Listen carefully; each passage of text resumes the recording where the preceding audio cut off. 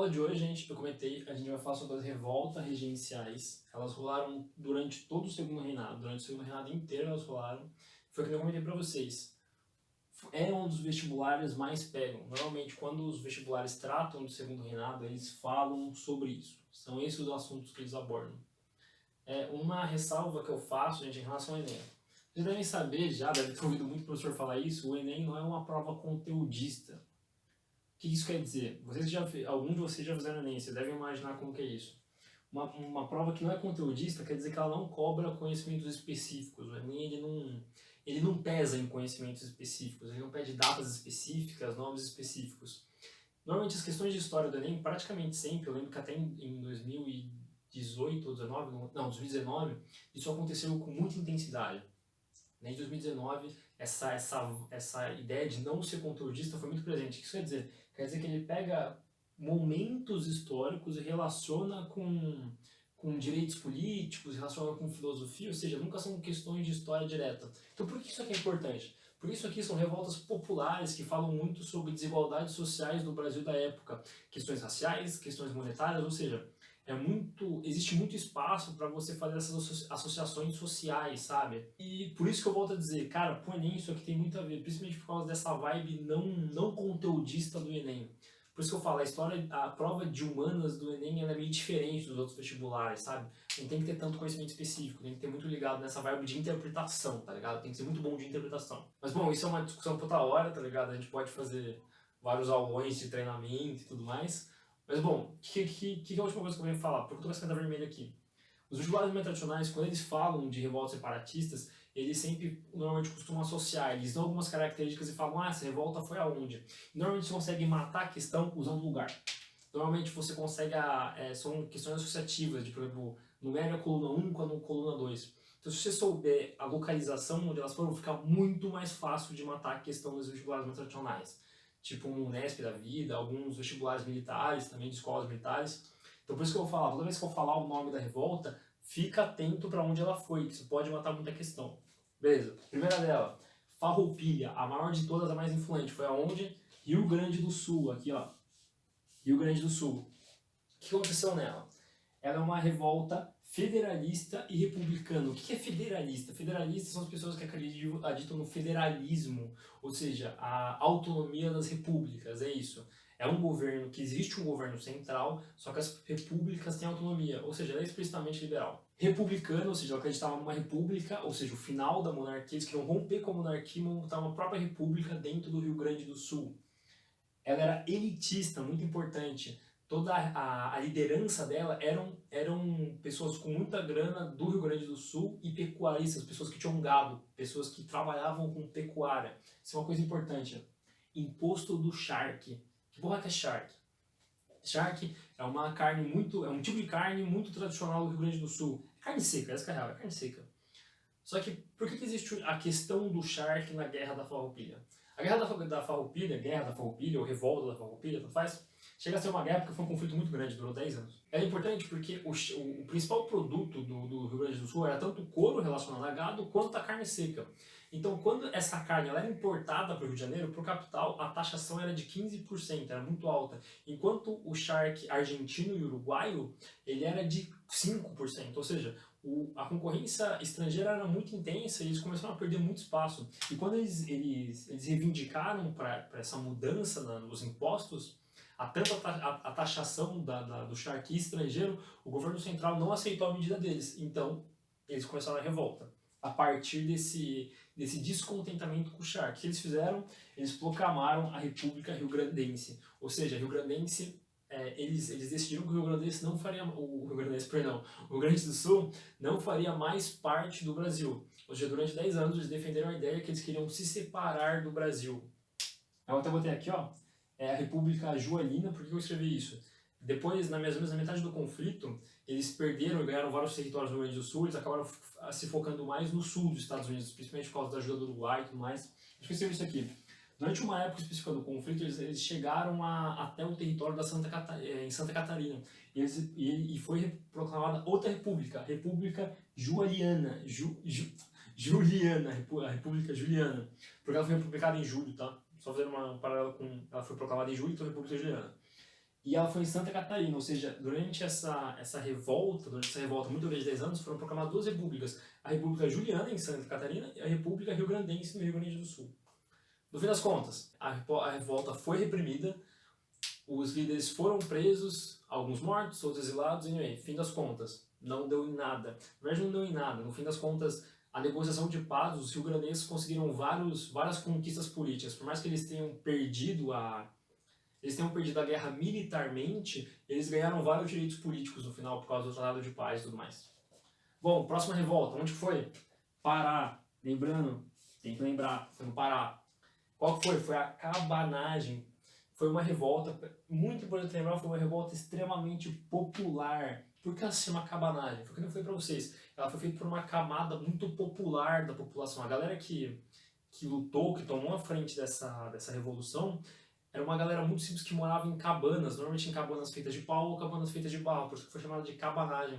Também os chapéus que eles usavam, os chapéus de palha, também eram chamados de cabanas, por isso ficou de cabanagem. Uma coisa muito importante dela é alta participação indígena e escrava. Foi uma revolução que inicialmente começou com uma elite intelectualizada, começou com uma elite que tinha instrução, só que conforme o movimento foi ganhando força, foi ganhando mais influência durante o Pará, os intelectuais que estavam para frente, quando eles viram que os valores liberais estavam tão intensos, principalmente valores abolicionistas, porque tinha muito escravo indígena participando, valores republicanos começaram a ganhar tanta força, essa liderança se afastou, ela acabou se deslocando dessa revolução, porque o movimento ele ficou popular demais para a elite que no começo tinha assumido a revolução. Então, depois de um tempo, logo depois de um ano, ela virou uma revolução bem mais popular. Vocês veem que ela também é muito grande. Foi uma revolta de 7 anos, que durante todo esse tempo, inicialmente eles chegaram a tomar conta da capital do Pará, só que eles acabaram sendo expulsos para o interior do Amazonas. E demorou todo esse tempo para que essa revolta fosse reprimida, porque eles se espalharam pelas todas as veias do Amazonas. E vale dizer que no final ela também foi reprimida, assim como Farrapos, e foi um gigantesco massacre. As estimativas de morte são muito grandes. Vale dizer, gente, todas essas revoltas elas são reprimidas e normalmente terminam com bastante gente morrendo, tá? Próxima revolta, Revolta dos Males. Onde que foi? Bahia, não pode esquecer. Existe uma característica muito diferente dessa revolta em relação a todas as outras.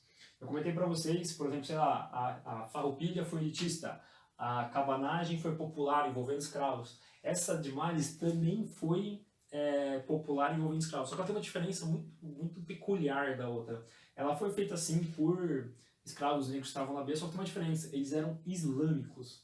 Aí você fala, puta, mas o que tem a ver? O norte da África, durante a expansão do Império Árabe, ele sofreu uma profunda influência islâmica. Até hoje o norte da África é islâmico. Ou seja, vários negros que vinham da Nigéria, que na verdade nem é tão no norte assim da África assim, mas é um país com grande parte islâmica, vários escravos que eram trazidos da Nigéria eram islâmicos, eles eram aderidos ao islamismo. Só que existe uma diferença deles. Por mais que eles fossem escravos, os escravos obviamente tinham praticamente nenhum acesso à educação. Esses escravos específicos que vinham da Nigéria eram islâmicos, eles sabiam ler e escrever em árabe. Isso era um diferencial gigantesco, porque mesmo eles sendo escravos, mesmo eles sendo a camada mais baixa da hierarquia social, da hierarquia da sociedade imperial do Brasil, eles sabiam ler e escrever.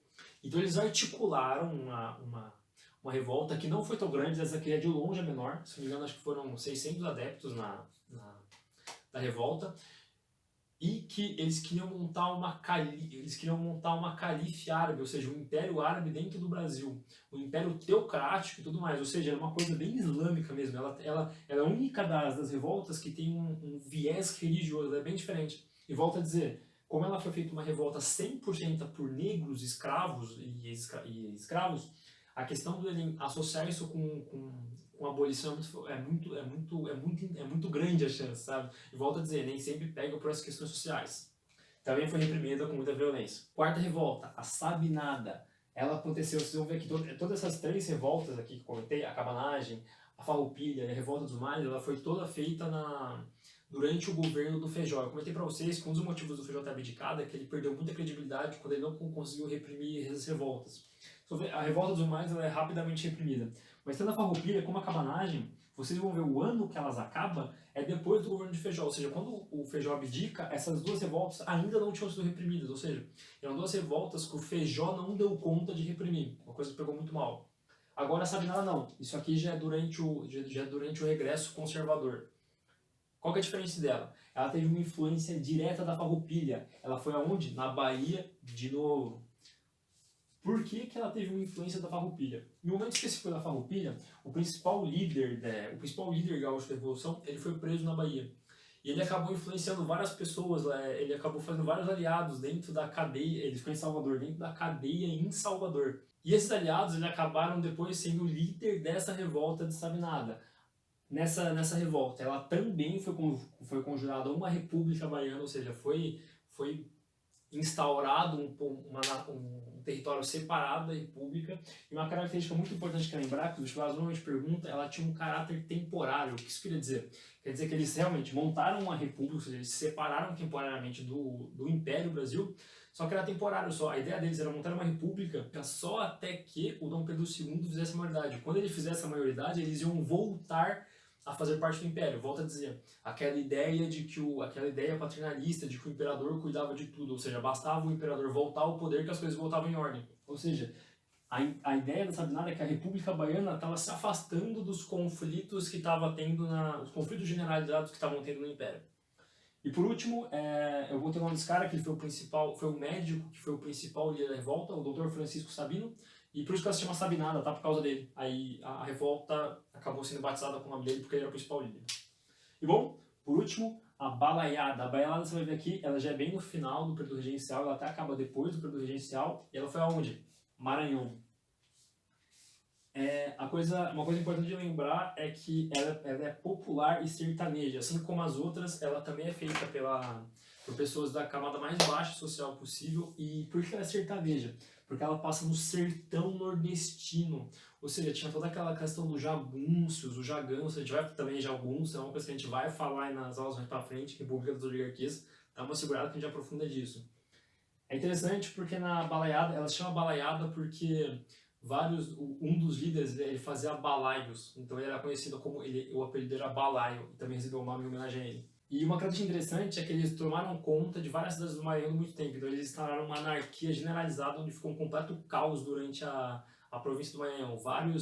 Eles invadiam delegacias, roubavam armas, invadiam delegacias, soltavam prisioneiros, também invadiam senhores de terra, libertaram escravos. Na verdade, o Maranhão ficou uma profunda anarquia enquanto a balaiada rolou, muito caos foi feito no Maranhão. E bom, só é importante para fechar essa aula para dizer sobre o Duque de Caxias. Nessa época, ele ainda não era o Duque de Caxias. Ele era conhecido só como Luiz Alves Lima e Silva. Ele ainda não tinha o nome de Duque de Caxias. Ele foi o cara que liderou a repressão contra essa revolta. E depois disso, o Luiz ganhou o título de Barão de Caxias.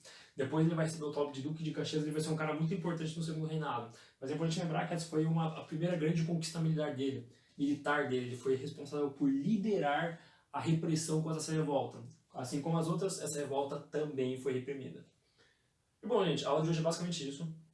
Uma coisa que fica clara nessa aula é que a regência foi foi o que eu comentei para vocês. Ela foi um período de profunda instabilidade política. Teve muita treta, teve muito político brigando, muita gente se matando.